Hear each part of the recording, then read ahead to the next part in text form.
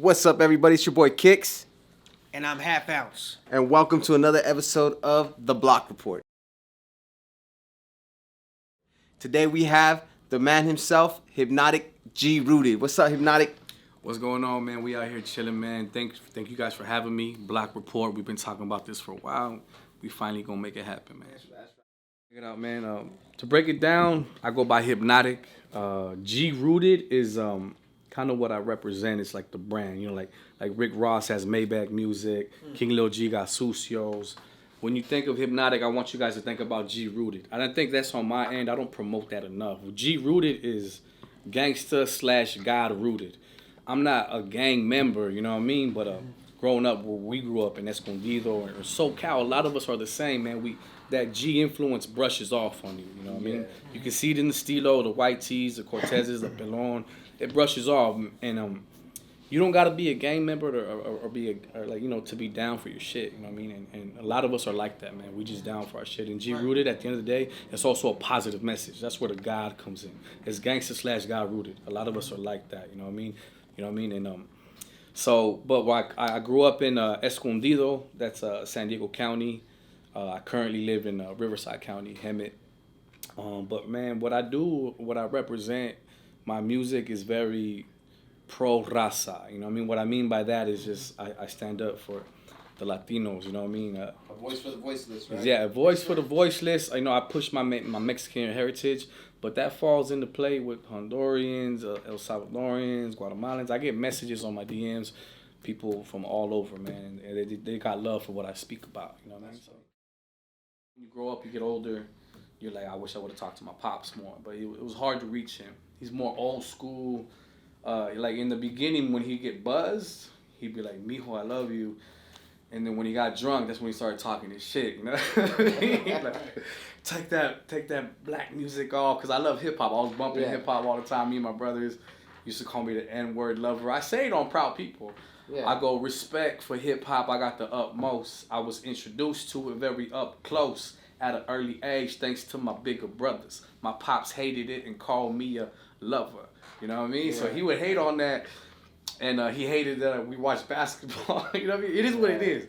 My dad, back at that time, you know what I mean? He had his reasons for having. What did your dad watch? What was your dad's He's history, man. History guy. All he watched was history and shit. He didn't really watch sports. History Channel, the news and stuff like that. So you got documentaries going, Huh? Documentaries? Yeah, all that stuff. He was more old school. He just smoke his cigarette in the room. But I remember that growing up. He'd be in his room smoking his cigarettes. The whole room smelled like cigarettes. And I go in there and eat sunflower seeds with him. And I just wanted sunflower seeds. You know what I mean? I'm going to kick it with him, but we're watching TV. I'm just eating sunflower seeds. Pops. At what age did you know you had a knack for the flow? A knack for the ride? You know what, man? I know you said your brothers introduced you to it. Yeah. And so what were they listening to? What were they listening to at that time? And then how did it influence you as an artist? As a kid, I think they would tell me, my sisters would tell me, I even seen like old school home videos where I would, there was a group called Aztec Tribe from San Diego. And I was like 5 years old in that video, and I was spitting word for word what they were saying on there. So I don't remember that, but watching, I was like, damn, I was spitting word for word lyrics like at 5. So like, and then I remember I loved Criss Cross. My sisters would everybody jump. My sisters would dress me up. They braided my hair. You know, that shit. There's a picture of me with backwards overalls and shit. So, but from what I can remember, it was always Tupac. Tupac was a big influence in our house, and my older brothers. I think my older brother Mauricio, he introduced that to my brother Jesse, and then so forth. You know what I mean? Then I started hearing that, and I fell in love with Tupac, you know what I mean? And I would write lyrics like in 5th grade, 6th grade, just, and How would people take it? Like when they first heard you were a rapper, you just rapping, how they take it? In middle school, in elementary, I remember showing my brothers. And, it was like corny shit at first. When you're young and you're writing about killing people and shit, whatever. Like I'm a gangster, like. Because all hurt that I'm feeling, all we do is fucking work for a living, put in work, never chilling, we're worth more than trillions. When I heard that lyric, man, right here, bro, because we're worth more than trillions. You know what I'm saying? Yeah. Like that hit me right here. You know, all I can hear in my mind's eye, man. I'm telling you right now, from my notes, you know, I hear a voice of the people, like how Kicks was saying. You know, definitely stepping out of the box, man, and not doing what the normal is doing, what we call norm. Yeah, exactly. You know, you speaking up. This has to be said in order for Raza to rise up. Mm-hmm. This has to be said. This has to be aired out, because if it's not aired out, it's just gonna stay stagnant. Mm-hmm. You know what I mean? I see you as a voice for the people. You know what I mean? Definitely. Where do you see Mexican culture in 5 years? 5 years, I think. What I've noticed lately is there is a little more attention to Raza issues now, and you know, artists such as myself. There's other artists like Duende, you know what I mean, that really came out recently and made it a point. You know what I mean, like. I'm not by myself, you know what I mean? I'm not going to take credit for all that, but I'm going to be real. I've been about my raza, homie. Right. And if I can influence some of the bigger heads to do something about it, cool, you know what I mean? Like, it starts at the bottom. Someone got to do it, right? And then the higher ups like, oh, that's working. Yeah. So, what I notice is a lot of motherfuckers is on raza shit now. Yes. I don't know if it's genuine, but, hey, I'm not going to hate on it. If you're big, you got a platform, rep the raza, by all means. That's going to help us. Because what we need to do is vocalize these issues and let people know, like, hey, we in this motherfucker too. Like, we're, like I said, we're the backbone of the United States when it comes to work, laborers and all that stuff. We're making all the houses, we're paving all the roads, you know, we work at all the hotel, everything, man. We're the backbone of the working class, 100%, bro.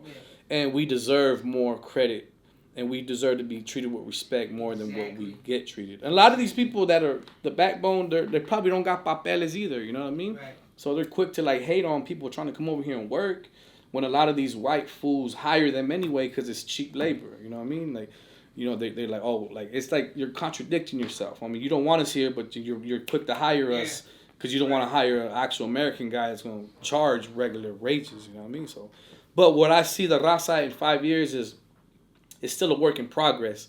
I just see us little by little gaining more momentum and having people, the more artists that speak up and more, what I heard though is like the last 2 years, I think this past year, more Latino kids were applied to college than ever.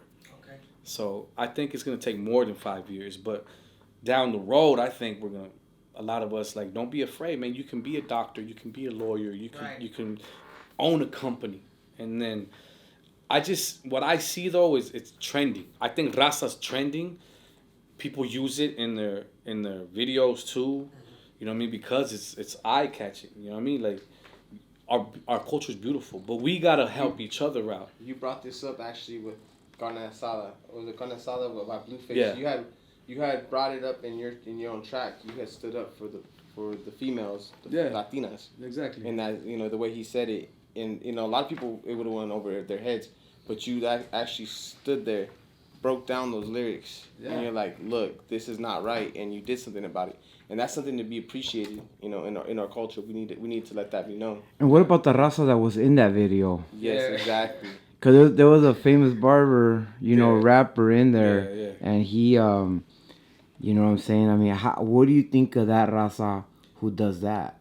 That's part of the problem, bro. I've spoken on this before. The fact that Raza's in there and they look like legitimate homies. It's like we're solidified. You know, they look like the real deal, which I'm sure they might be. I don't know them personally, but to be in that video like that, they co-signed it. Yes, they're speaking up. They don't represent all of us. A lot of us are mad about that, and they did take some heat, rightfully so. Like I said. That's something that they're going to have to live with. That's something that's always going to be in their resume. That's something that people are always going to remember.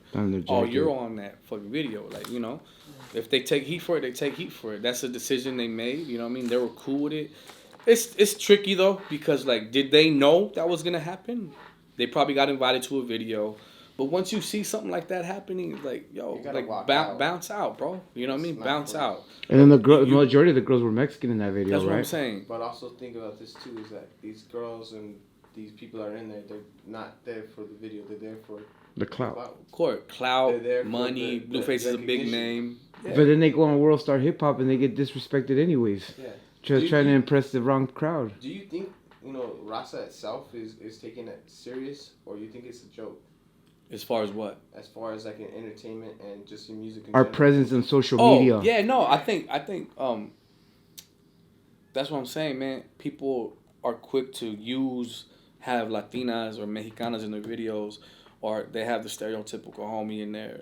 It's like a prop, you know what I mean? They don't, to show real respect, if you're in the hip hop game and you're not Mexican, let's say you're black and you're popping. I give YG props because he put on Sad Boy Loco.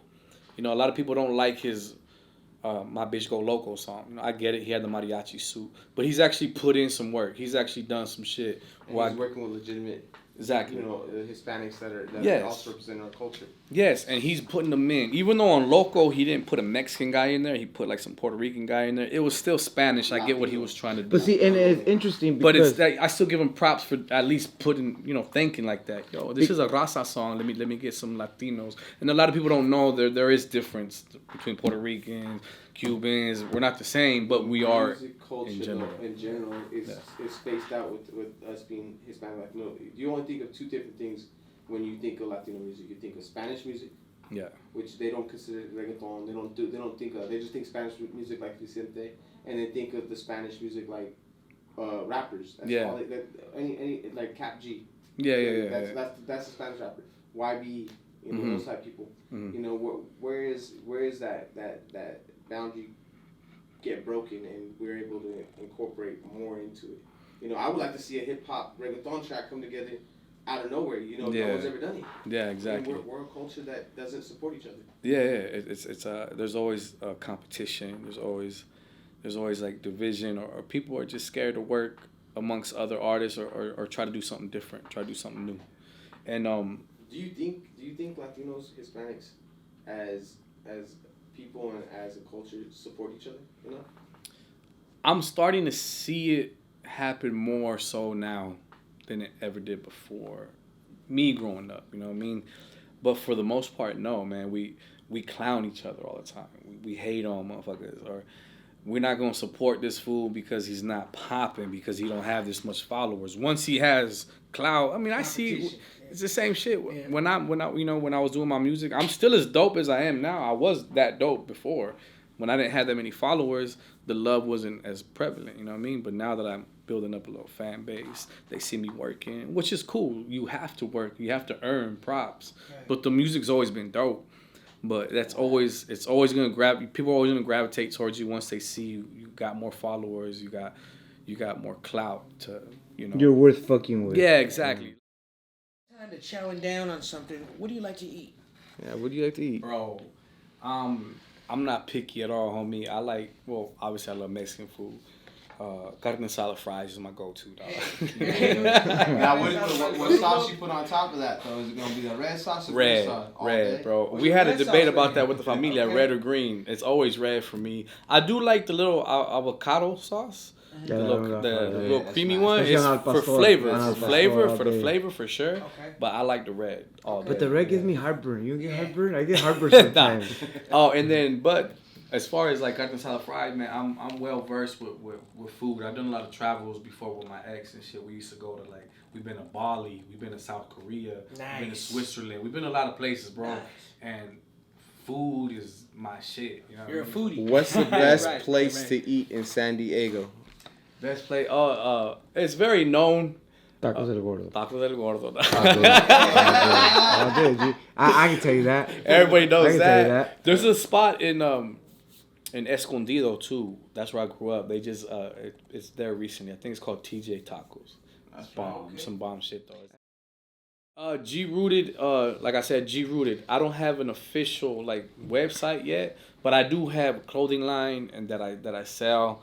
What are some of your stuff you sell, man? Let me know. And where can they buy? And where can they find it? Right now, to be real, hit me up on IG, dog. Hypnotic G Rooted. It's Hypnotic _G _Rooted. A lot of my merch sales I do from IG, dog. You know what I mean? And I got beanies, I got hoodies, I got shirts, I got CDs. I ran out of hats, but I definitely want to cop one of these. All right, we'll do that.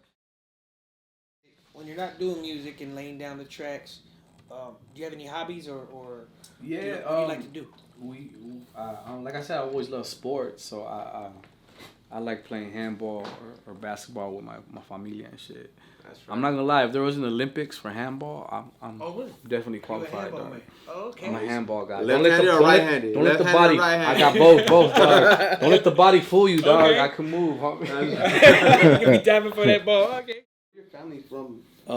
My dad is from Tijuana. My dad has a crazy story, man. Actually, if you listening, man, you want to hear my dad's story. My new album just recently dropped called Day to Days.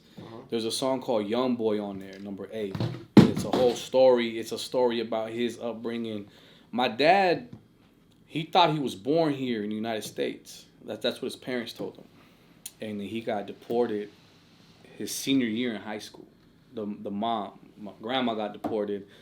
And then my dad didn't have papers too, so the family had to end up going to TJ. And he didn't really know much Spanish and shit, so he taught himself to speak Spanish by reading the newspapers and stuff like that. And then he eventually met my mom. My mom is from Aguascalientes. That's central Mexico. That's like real Mexico. You know what I mean?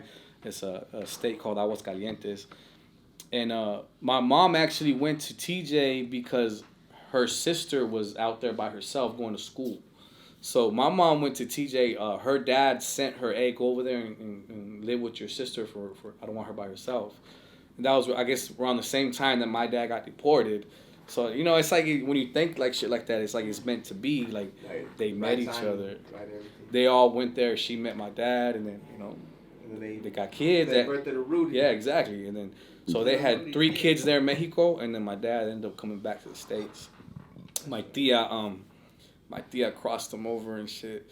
Los coyote, you know what I mean? Yeah. She told me the story. It was crazy.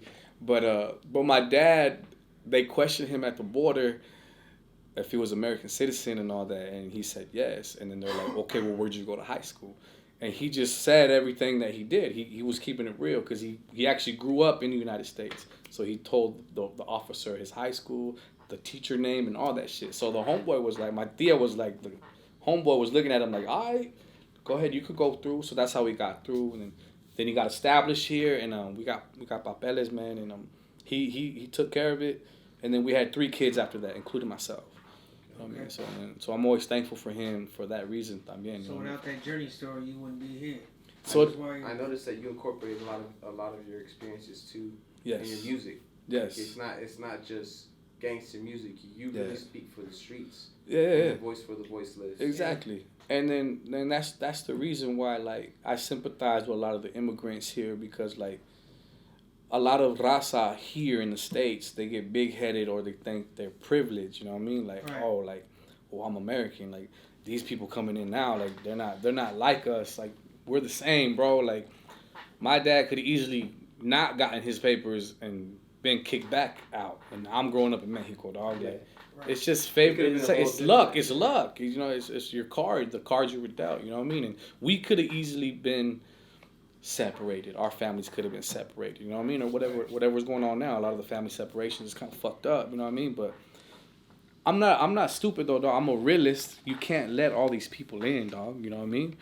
There is a process. You know what I mean? Does anybody have the right answer? I don't know. But I just don't like why are you separating families? You know what I mean? Like, that's enough trauma as it is trying to get here, and you're purposely separating families and shit. And I think it's still going on now, man. Say on this end though too, that you changed it up too, because I saw that you swapped out from just hip hop to an R&B track that I think went, if I'm not correct, went pretty viral. The Chula one? My Chula. Yeah. You know, that was crazy. Like, you did good with MC Magic. How did that happen? That was dope, dog. MC Magic, my Chula. If you haven't heard that, it's doing really well on YouTube. On my page, I'm not hating on other rappers. You know what I mean? I'm gonna say this because it's real. A lot of motherfuckers can have crazy numbers on Latin Beast TV, dog. Cool. By all means, it's a dope platform. Do your thing, homie. But that same video is on their page with 1,000 views, dog. It's 40,000 on Latin Beast TV. On my page, I'm putting up solid numbers, dog. That's all I gotta say is that I recommend artists start bulking their own page up because that's what's going to benefit you at the end of the day. Don't get it twisted. I have some videos on Latin Beast TV, but build up your platform, build up your page. Magic though, man, that's a good example as far as Raza supporting Raza. There's a good example there. You know what I mean? He happened to leave a comment on Proud People, my Blueface song, my Blueface diss on YouTube. You know what I mean? And I seen that shit, and it said MC Magic. He put Mexican American, and he put respect. He had the Mexican flag and the American flag. And I was like, hey, it says Magic. So I clicked on his profile. He sure enough, he had like 300,000 subscribers. I'm like, okay, that's him. How'd that make you feel? That made me feel hella like I grew up listening to Magic, to Little Rob, MB Riders, all that shit. And the thing about Magic, man, he and the MB Riders, they were running the radio stations for a while, bro. It's still a classic song he did. That one song. Yeah, no, they got a bunch. They had a good run, man, and they were the only ones really on the radio like that. You never hear Mexicans on the radio. Before Instagram. Exactly. I think My True Love will go down as a classic. It is a good song. It is a good song. It is a good song. It is a good song. You see it right now, give it 5 years. I guarantee you, the chicks will be playing that shit every day. Yeah. It was weird because I remember just sitting at home and I was in the shower, pop out, and I hear my wife playing that shit. I know that guy. That's tight, dog. But what happened was, I screenshotted the comment and then I posted it on Instagram and I thanked Magic. I was like, hey man, it really validates my work when a legend, you know, is giving me props. You know what I mean? On top of the post, I reached out to him on DM, dog, and he and I told him I love to work with you. I said thanks for all that. Like I really always wanted to get you on the talk box. And he hollered back at me. He's like, he said, good work, young Hypnotic, man. He gave me his line. He's like, let's chop it up and stuff. You know what I mean? So then we chopped it up, and he had a lot of respect for me. What I did with the whole Proud People song, the Blueface song, and he said it. He left me a voice message. So he's like, someone got to say the truth, brother, and you did it. He's like, let's stay in touch, man. So that's what interested him in me. And then from that on, we talked a little bit of business, and he's a very reasonable dude. That's all I gotta say, dog. There's not a lot of breaks in this game, you know what I mean? And I caught a good break with Magic, man. Just his humbleness and how he treated me, and you know what I mean? You had a good time at that shoot, man. Oh man, I tell people, I told my sister that's one of my favorite days of my life, bro. Like I say, man, always say yes, man, and be humble. You're not gonna make money right away, you know what I mean? I'm minus thousands and thousands of dollars, bro. But some of that money's coming back because I'm patient, I'm humble. And you gotta work, you gotta invest in your craft, bro. Right. It's not making the music is the easiest part, bro. What are you gonna do with it? How are you gonna promote it? You gonna make some shirts? What are you gonna do to make money? What are you gonna do to make it stand out, man? You gotta think and make moves. You got social media. You got so many different platforms. Hop on it. It's time consuming, but it's gonna help you. You know what I mean? And the more you do, make quality videos. Don't just do no random ass shit. Think it out. You gotta really think this shit out, man. Being a rapper or being a musician, making the music is the easiest part. It's a full-time job, just figuring out what to post. Invest in a photographer.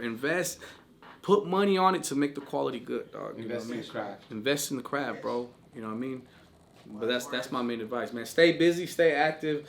If you got a show opportunity, hop on it. Always say yes. What are you gonna do if you're not at the show? You're gonna be at the crib just chilling anyway. You're not gonna gain nothing like that. Go to a show if you can. Rock the crowd, you know what I mean? If you need to pay to hop on it, pay your dues. That's what it's all about. You gotta pay your dues. Get a job. Serio, on some real shit, I forgot. That's the main thing. You need a steady job to put money towards your music, man. You can't. Music costs money. Get a fucking job, bro. You know what I mean? And then when you're off your job, put that money towards your craft, bro. You need to make money. You need money for this shit, bro. Straight up. Thank you very much. G-Rooted, everybody. This is Kicks. And I'm Half Ounce. And this has been the Block Report. Boom.